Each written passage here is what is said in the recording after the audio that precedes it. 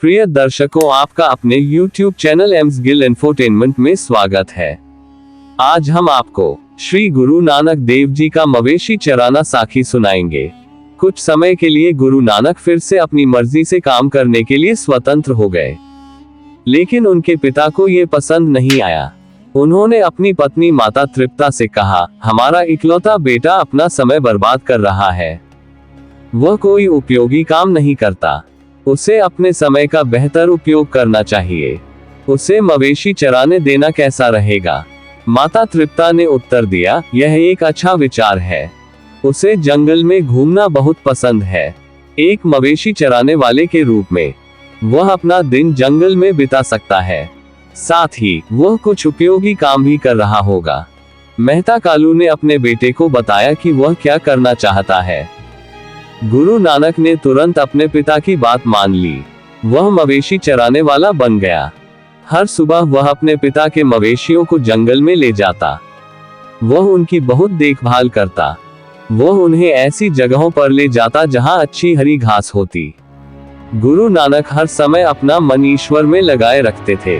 दोपहर के समय वह मवेशियों को छायादार पेड़ों के एक झुरमुट में ले जाते। तपती दोपहर में मवेशी वहां आराम करते। गुरु नानक उनके पास चुपचाप बैठे रहे। वे ईश्वर के बारे में सोचते रहे। कभी कभी वे मुलायम हरी घास पर लेट जाते और सो जाते। एक दिन वे चरते हुए मवेशियों को देखने के लिए एक पेड़ के नीचे बैठ गए। वे ईश्वर के बारे में सोचने लगे। जल्द ही वे मवेशियों के बारे में सब कुछ भूल गए। उनका मन पूरी तरह से ईश्वर के विचारों में डूबा हुआ था। मवेशी अपनी मर्जी से चरते रहे। वे एक किसान के खेत में गए और वहां की अच्छी हरी फसल खा गए। खेत के मालिक किसान ने मवेशियों को अपनी फसल बर्बाद करते देखा और क्रोधित हो गया। वह मवेशियों की ओर दौड़ा और उन्हें अपने खेत से भगा दिया। फिर किसान राय बुलार के पास गया। उसने उससे कहा, मेहता कालू के मवेशियों ने मेरी फसल खा ली है। उसके बेटे ने उन्हें मेरे खेत में घुसने दिया।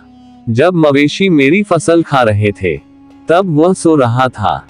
मुझे बहुत नुकसान हुआ है। मैं बहुत गरीब आदमी हूँ। मेहता कालू को मेरे नुकसान की भरपाई करने का आदेश दो। राय बुलार ने मेहता कालू को बुलाया। उन्होंने गुरु नानक को भी बुलाया। उन्होंने उन्हें किसान की कहानी सुनाई। उन्होंने मेहता कालू से किसान के नुकसान की भरपाई करने को कहा। मेहता कालू ये सुनकर बहुत दुखी हुआ। वह अपने बेटे से निराश तो था, लेकिन उससे बहुत प्यार करता था। मेहता कालू किसान को मुआवजा देने के लिए तैयार हो गया। हालांकि गुरु नानक, जो शांत और स्थिर थे, ने राय बुलार से पूछा, क्या आप कृपया किसी को खेत का निरीक्षण करने के लिए भेज सकते हैं? उन्हें देखने दे कि मेरे मवेशियों ने कितना नुकसान पहुंचाया है, फिर आप हमें बता सकते हैं कि कितना भुगतान करना है। राय बुलार ने अपने एक आदमी को किसान के साथ खेत में भेजा। जैसे ही वे दोनों खेत पहुंचे, उन्होंने देखा कि फसल बिल्कुल ठीक थी। उसमें से कुछ भी नहीं खाया गया था। दोनों वापस राय बुलार के पास गए। उस आदमी ने उनसे कहा, महाशय, किसान ने झूठ बोला है। उसकी फसल ठीक है, कोई नुकसान नहीं हुआ है। किसान बोला, महाराज, मैंने झूठ नहीं बोला, सच कहा। मवेशियों ने मेरी फसल खा ली, लेकिन अब सब ठीक है, बल्कि ये पहले से भी ज्यादा हरी भरी और अच्छी है। मुझे नहीं पता कि ऐसा कैसे हो गया। राय बुलार ने कहा, हमारे नानक ईश्वर से प्रेम करते हैं। वे हमेशा उन्हीं के बारे में सोचते रहते हैं। ईश्वर उनसे प्रेम करते हैं। ईश्वर ने नानक के प्रति अपना प्रेम प्रकट किया है। उन्होंने फसल को फिर से हरा भरा और स्वस्थ बना दिया है। मैं उनके आगे शीश झुकाता हूँ।